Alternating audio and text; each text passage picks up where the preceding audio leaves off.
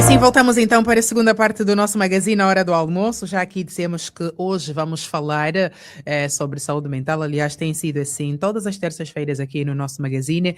Afinal, na sociedade contemporânea, a produtividade deixou de ser apenas uma competência profissional para se transformar, então, muitas vezes numa medida de valor pessoal.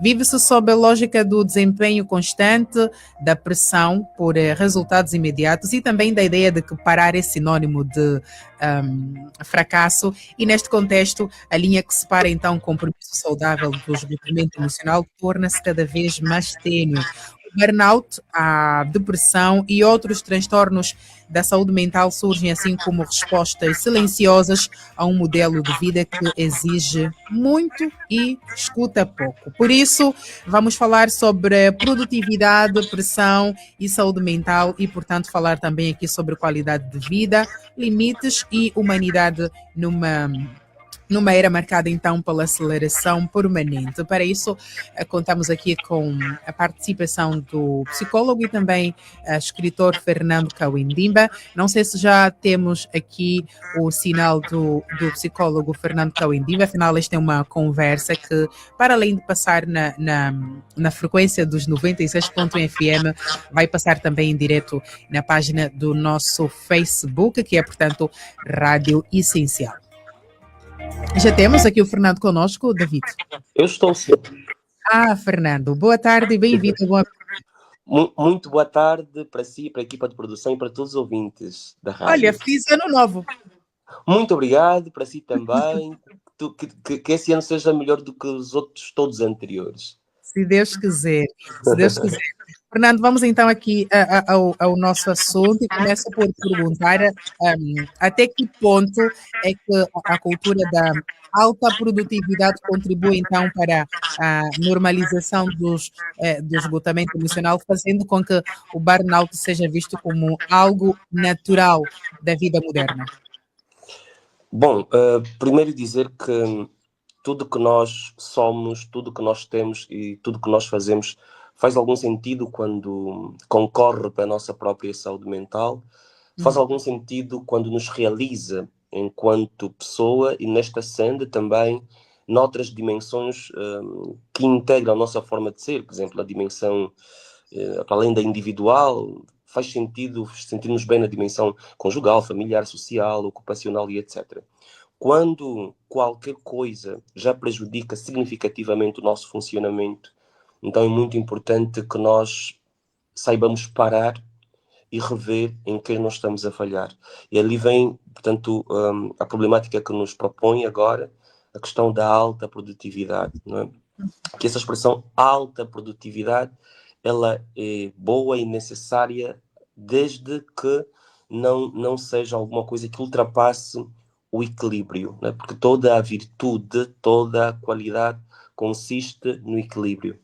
Mas é verdade que nós muitas vezes, nos últimos tempos sobretudo, estamos envolvidos em certos meios de muita competitividade, sobretudo para a manutenção, a conquista, o alcance de bens de ordem material, que são obviamente necessários e indispensáveis para a nossa própria vida, mas que quando nós invertemos esses valores e para isto chegamos a sacrificar, inclusive, a nossa própria saúde, agora especificamente a nossa saúde mental, então nós estamos a falhar e fazer com que a produtividade, que devia ser, passa a expressão, uma mocinha, portanto um elemento importante para a nossa saúde mental, passa a ser então a vilã, não é? Passa a ser aquela dimensão que nos prejudica, que nos definha e que nos faz sucumbir no nosso próprio trabalho, que devia ser, em princípio, benéfico. Pois, e a olhar aqui para esta parte, digamos, introdutória, quais são então os principais sinais de alerta que distinguem um cansaço normal do dia a dia, não é? De um quadro clínico de burnout ou mesmo depressão? Bem, na verdade, vamos há uma coisa aqui, conforme está composto o tema da produtividade, pressão e saúde mental. É interessante que se nós olharmos para as descrições, assim, um pouco mais convencionais da saúde mental, elas incluem essas expressões, sobretudo produtividade de maneira muito clara. Tem saúde mental, quem é produtivo? Ok. tem saúde mental, a expressão não seria exatamente depressão, mas quem sabe lidar adequadamente com o seu stress. Porém, o burnout já nos aparece, já nos propõe, já nos apresenta como sinais elementos de corrupção dessa mesma produtividade. Por exemplo, para ser produtivo, a pessoa trabalha muito, trabalha muitas horas, trabalha muito tempo, porque tem que alcançar metas, tem que atingir os objetivos institucionais. Mas isto pode levar ao desgaste profissional. A pessoa pode ficar desanimada. Por exemplo, há indivíduos que, só de imaginar que o dia seguinte é segunda-feira e às 7h30, 8 horas em ponto, tem de ficar sentado na sua escrivaninha ou tem que estar na sua secção de fábrica, coisa assim, a trabalhar, só de estar a pensar, não está lá ainda. Então já começa a entrar em sofrimento, já fica desanimado, já começa, portanto, a ver níveis de ansiedade cada vez mais acrescentados, né? Como dizem alguns, até a tarde de domingo chega a ser pior do que a própria segunda-feira como tal. Portanto, esse desgaste profissional, esse desânimo do indivíduo que é trabalhador, que é colaborador, quando sobretudo está no meio, no espaço, quer físico, quer psicológico do seu trabalho, então é um sinal muito importante do burnout, dessa exaustão emocional que acompanha o indivíduo. E quando estamos a falar de exaustão emocional no contexto do burnout, é sobretudo quando qualquer coisa relacionada ao próprio trabalho já estimula a emoções negativas e prolonga, digamos assim, esse mesmo estado. A pessoa fica muito triste com qualquer coisa que tenha a ver com o seu próprio trabalho, manifesta muita raiva com, por exemplo, vamos supor que seja o seu trabalho limpar o chão. Sim, sim. E a pessoa fica extremamente irritada quando alguém tem de passar. Passar de um ponto para o outro, realizando também o seu trabalho. A Pois. mesma coisa, né?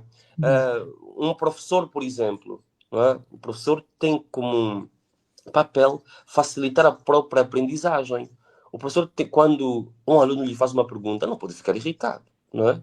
Não pode ficar irritado. Aliás, mesmo quando a pergunta é mal feita, o professor vê nisto uma ocasião para poder ajudar o estudante a reformular a sua própria pergunta. E por aí vai, podíamos dar muitos exemplos. Então, essa questão da exaustão emocional é também um sinal muito importante de que são manifestos. Há pessoas, por exemplo, que manifestam cada vez mais uma baixa, não vou dizer eficiência, mas eficácia, que são Sim. dois conceitos muito próximos, mas também distintos. Ou seja, a pessoa nunca chega a terminar qualquer tarefa, ou nunca chega a terminar uma tarefa com sucesso. Se fizermos um balanço, um indivíduo, no intervalo de uma semana, um mês, um ano, afinal, não produziu ou não concluiu absolutamente nenhuma tarefa. E muito mais do que nós penalizarmos o indivíduo, claro, se calhar faz sentido em função daquilo que são os valores, daquilo que é a missão, do que é a visão da própria empresa, mas faz todo sentido também prestar atenção para estes pequenos sinais, porque afinal de contas os colaboradores estão ali para ajudar a empresa, a organização a crescer. Depois, algumas coisas, talvez devia começar por isso, a desregulação do sono, não é? Como nós já falamos muitas vezes, mesmo quando eu tinha ocasiões de estar em estúdio, falamos muitas vezes da importância de nós termos um sono equilibrado, porque, embora a gente não seja muito arriscado fazermos comparações entre as necessidades que sejam mais urgentes a serem satisfeitas, talvez o sono, se nós quisermos fazer um top 3, não saia dali. Mas Dormir. na nossa sociedade, Fernando, é, é quase uma missão impossível ter um sono equilibrado. Por isso eu pergunto, é possível ser produtivo de forma saudável num sistema que recompensa aqui a questão da sobrecarga e penaliza o descanso? Sim, é possível, necessário, né? Como nós já falamos do equilíbrio. Aliás, em função destes sinais, nós temos que saber aquilo que está ao nosso alcance para poder minimizar, aliviar o sofrimento. Porque, ao mesmo tempo, não só a nossa sociedade, não só a nossa sociedade angolana, na sociedade dos centros, das cidades, assim, mas um pouco por todo o mundo já é mais ou menos desta forma. Mas o que é que nós faríamos? Aquilo que estiver ao meu alcance, então eu vou logo encobrir. Portanto, não pode me faltar tudo. Se eu tiver alguma dificuldade para dormir, vamos supor que no momento da insónia, não é? O indivíduo trabalhou 8 horas, passou por um trânsito congestionado para chegar até a casa, alimentou-se e quando teve sono não dormiu, porque estava a conduzir ou etc. Então agora já não tem sono e é meia-noite. Nós temos muitas formas de poder lidar com esse tipo de situação. Uma delas, por exemplo, para começar, já não ajuda a ir à cama se não tiver sono. Não ajuda. Aliás, realmente você dorme se tiver sono e vai se deitar. Quando não tiver sono, você pode fazer uma coisa que se chama de higiene do sono. Acho que nós trabalhadores temos que ter muito isto. Preparar o ambiente para dormir. Porque você não vai dormir se estiver, por exemplo, com as telas todas ligadas, todas, estou a falar, por exemplo, da TV, do telemóvel e do computador ligadas. Você não vai convidar o seu cérebro a relaxar, o seu cérebro a dormir. Então, nós o que podemos fazer é criar condições em casa, apagar as luzes, desligar as telas, diminuir o som dos aparelhos, etc., do volume do telemóvel, e etc.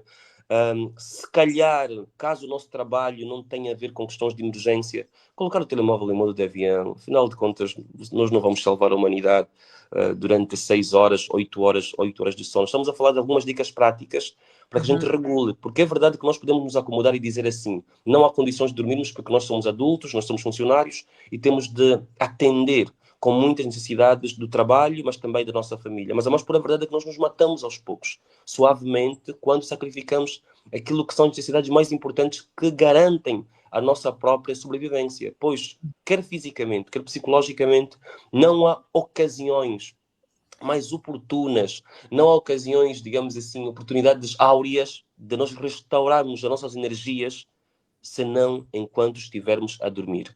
Não precisamos de confundir, porque eu sei que divulgou-se uma informação, mesmo antes de eu estudar psicologia, já ouvia que tem que dormir 8 horas Sim. diárias. Sim. 8 ou 7, não é? Sim, sim. Isto é apenas...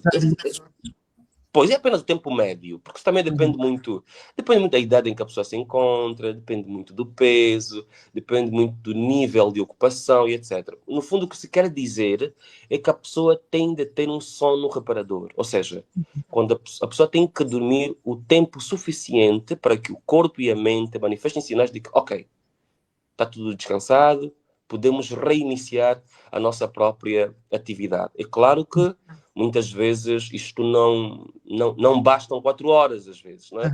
Então, mas há pessoas que às vezes com 6 horas eles estão muito bem restaurados, estão muito bem renovados. Existem inclusive tarefas que não são tão exigentes quanto algumas, por exemplo. Então não é obrigatoriamente 8 horas, por exemplo, não necessariamente, mas tempo suficiente para que a gente restaure as nossas próprias energias. Por isso, a desregulação do sono, sobretudo insônia, hipersonia, também pode acontecer, narcolepsia pode acontecer. Por exemplo, os nossos irmãos, que eu sei que também jornalistas, às vezes têm que trabalhar noite adentro. Sim. Pois, o período adequado para dormirmos é durante a noite. Entretanto, muitas das nossas profissões exigem que trabalhemos durante a noite. Isso pode nos causar, necessariamente não pode, causa desregulação do sono. Porque você pode compensar este sono durante o dia, mas a verdade é que não é nada favorável. A verdade é que na prática isso não acontece, não é? Exatamente. Até há pessoas que quando amanhece, sai do local de trabalho, diretamente vai assumir outras atividades extra laborais, mas também que exigem, até certo ponto, concentração, memória, atenção, de qualquer forma desgastam. Então é muito importante vermos estas questões de regulação do sono, porque sim, é muito importante. Falamos de concentração, por exemplo, neste preciso momento, eu vejo a Mária a olhar para o microfone, a olhar para a folha, a olhar para o computador. É distribuição de atenção para tudo que é lado. Uma pessoa com burnout não conseguiria, até certo ponto, dispensar a atenção para 3 focos ou 2 de uma só vez. E isto pode causar já em atrapalhações, em tropeços, em falhas de memória, por exemplo. Não é? Existem colaboradores, existem funcionários que quase nunca sabem onde se encontram as coisas que ele próprio guardou. Não é? Nunca sabe onde, por exemplo, vai encontrar a caneta cuja tarefa de arquivo e etc. é mesmo dele. Portanto, aliás, está a procurar os óculos que estão no rosto, não é? Está a procurar o telemóvel que está no bolso. Está no Não é? bolso. Pois, e depois de brigar com meio mundo é que encontra no seu próprio bolso, né? Depois de uma hora e etc. Então são sinais muito, muito importantes. Talvez para terminar este ciclo de olhar para alguns sinais importantes, Sim, sim. e que é muito grave, é sobre a incapacidade de lidar com o stress da vida cotidiana. Né? Aliás, no fundo, seria um critério muito importante. Quem não tem capacidade de lidar com o seu stress do dia a dia não tem saúde mental. É como se fosse assim taxativo. Né? Os estressores não terminam, não é? Alguém venha a dizer, olha, eu sou um indivíduo sem estresse. Na verdade, não é isso que quer dizer. Acredita que sim, mas não é isso que quer dizer. Porque, inclusive, há estressores que são naturais, há estressores que a gente não provoca, não estimula, não pede. Por exemplo, calor é um estressor, não é? O trânsito aqui também, não é? Em Luanda, Hoje, o trânsito é é um uma estressor. situação que não temos como controlar. É verdade. A poluição sonora sim, ou mesmo ambiental, não é? As poeiras e etc. São estressores. A gente nem manda nisto. O nosso corpo automaticamente reage àquilo.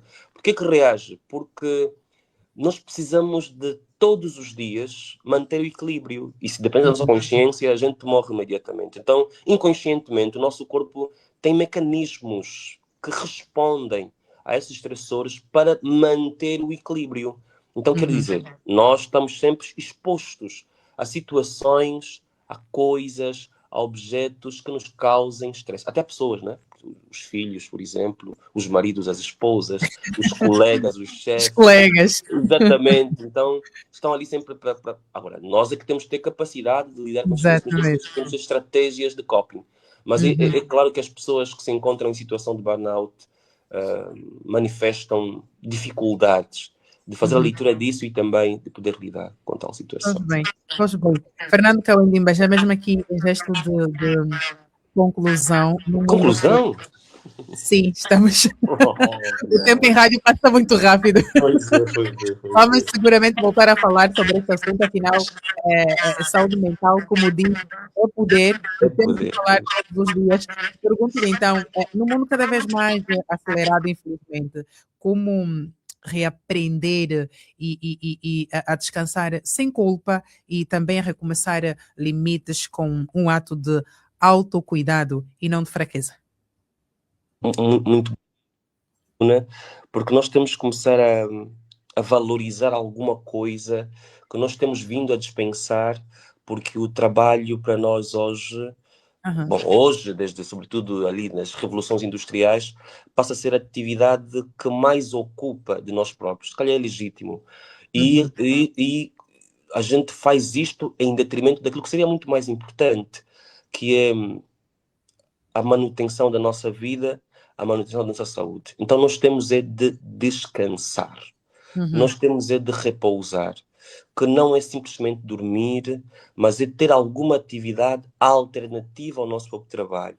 O convívio familiar, e neste mesmo convívio não estou a me referir simplesmente a, mais uma vez, colocar o volume da música muito alto e pormos aí a dançar, alcoolizados e etc. Não, nós estamos a falar no seio familiar, reaprender a escutar muito mais do que falar, a escutar-nos a nós próprios, a nossa imaginação, as nossas aspirações, mas escutar a outra pessoa também, abraçar, perdoar, amar, repousar, mudar de ambiente,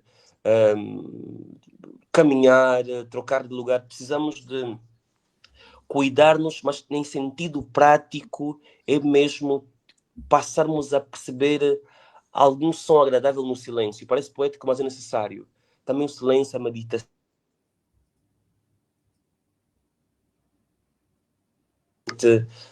restaurar as nossas energias. Quando, de facto, nós não pudermos fazer isso, estaremos a condenar a nossa própria produtividade. Depois, os feriados, as férias, claro, com exceção de algumas profissões, são, de facto, para serem vividos com precisão. Nós não vamos transportar o mesmo tipo de atividades nessas situações. Dormir, alimentar-se em condições, porque parece que é um discurso de nutricionista, mas é de psicólogo mesmo.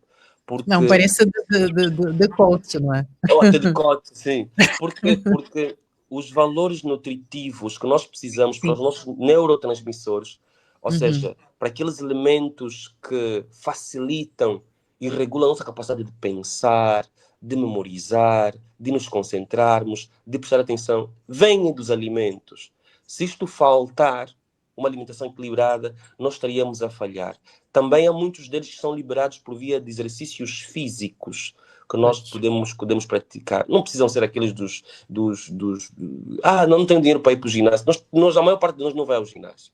Podemos fazer em casa. Em casa, sim, mas é muito importante desempenharmos alguma atividade que libere serotonina, não adrenalina, ou seja, neurotransmissores do prazer, do bem-estar, para que nos voltemos a sentir seres humanos saudáveis e, aliás, tenhamos capacidade de poder lidar adequadamente com o nosso estresse da vida cotidiana, sermos muito mais produtivos e contribuirmos para o meio em que nos encontramos, sermos úteis para a nossa família, para o nosso trabalho, para a nossa sociedade, para a nossa vizinhança. Pois bem, Fernando Kawendimba, nós mais uma vez agradecemos então a sua disponibilidade. Sei que por aí são 12 horas, então penso que ainda não almoçou, não é? Não, ainda não. Ainda não. Muito obrigado, para si também. E agradeço uma vez mais pelo convite. Eu já costumo salientar que eu sou de todo disponível para a Rádio Essencial, salvo motivos extra-individuais que não dependam de mim. E vocês sabem muito bem que isto não é só por questão afetiva e subjetiva, é mesmo objetiva, porque vocês oferecem, na verdade, aquela qualidade de informação que nós precisamos para ampliar a nossa consciência, mas também para que nós sejamos muito mais cultos, que hoje nós precisamos de pessoas mais cultas. Muito obrigado e saúde mental e poder. Nós é que agradecemos, obrigada mesmo, saúde mental e poder, então, dizia o psicólogo e também escritor Fernando Kawendimba, com quem estivemos aqui a falar então um bocadinho sobre produtividade, pressão e saúde mental, o impacto do burnout na vida moderna.